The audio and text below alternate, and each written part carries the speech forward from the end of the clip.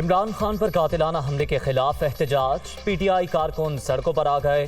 اسلام آباد میں فیض آباد میدان جنگ، پولیس سے جھڑپیں، کراچی میں شارع فیصل پر مظاہرہ، متعدد گرفتاریاں، لاہور میں گورنر ہاؤس، فیروز پور روڈ اور دیگر مقامات پر نعرے بازی، کوئٹہ، پشاور، گوجرانوالہ، فیصل آباد اور دیگر شہروں میں بھی احتجاج۔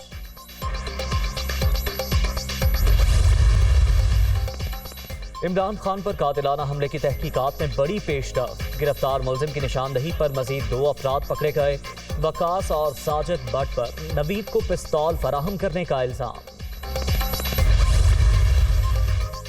اور لانگ مارچ پر فائرنگ کا واقعہ، تحریک انصاف نے آئی جی پنجاب کی فوری تبدیلی کا مطالبہ کر دیا۔ پی ٹی آئی قیادت کے اجلاس میں پولیس سربراہ کی کارکردگی پر مایوسی کا اظہار۔